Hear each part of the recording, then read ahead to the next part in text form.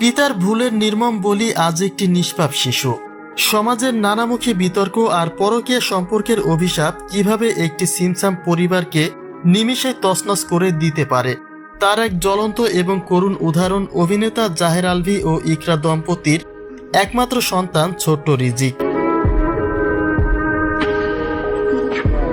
মাত্র 5 বছর বয়সে মায়ের স্নেহের আঁচল হারিয়েছে সে। সম্প্রতি সামাজিক যোগাযোগ মাধ্যমে ছড়িয়ে পড়া একটা ভিডিওতে দেখা যায় মায়ের কবরে বুক জড়িয়ে অঝরে কেঁদে চলেছে ছোট্ট রিজিক, যে দৃশ্য দেখে চোখ ভিজতে বাধ্য যে কোনো সংবেদনশীল মানুষের।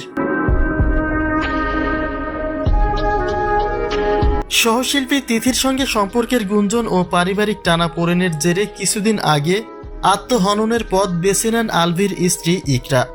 অভিযোগ রয়েছে ঘরের স্ত্রীকে বঞ্চিত করে পরকীয়া জুটিকে প্রাধান্য দেওয়ার মানসিক যন্ত্রণায় তাকে মৃত্যুর মুখে ঠেলে দিয়েছে।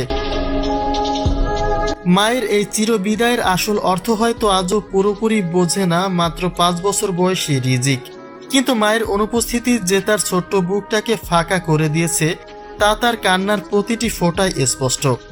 যদিও কারাগার থেকে জামিনে মুক্ত হয়ে আলভী সন্তানকে সময় দেওয়ার চেষ্টা করছেন, তবুও নেটিজেনদের হৃদয় চিরে বেরিয়ে আসছে দীর্ঘশ্বাস, কারণ একজন মায়ের অভাব কখনোই কোনো পিতা পূরণ করতে পারবেন না।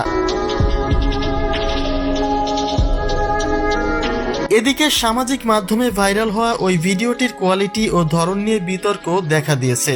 কেউ কেউ দাবি করছেন এটি কৃত্রিম বুদ্ধিমত্তা বা এআই এর সাহায্যে তৈরি করা, কিন্তু প্রশ্ন হলো প্রযুক্তির সহায়তায় তৈরি হোক বা বাস্তব, ঘটনার নির্মম সত্যতা কি তাতে একটু কমে যায়? মাহারা একটি শিশুর বুক ভাঙা কান্না যে কোনো বিবেকবান মানুষকে নাড়া দিতে বাধ্য। সমাজের প্রতিটি সচেতন মহলের একটাই প্রশ্ন, কবে থামবে এই অনৈতিক সম্পর্কের বেড়াজাল? আর কত নিষ্পাপ শিশুকে এভাবে মা হারাতে হবে? ছোট্ট রিজিকের এই বুকফাটা কান্না কি পরকীয়া আসক্ত সমাজকে সচেতন করার জন্য যথেষ্ট নয়? এ বিষয়ে আপনাদের মতামত কি? জানিয়ে দিন কমেন্ট বক্সে।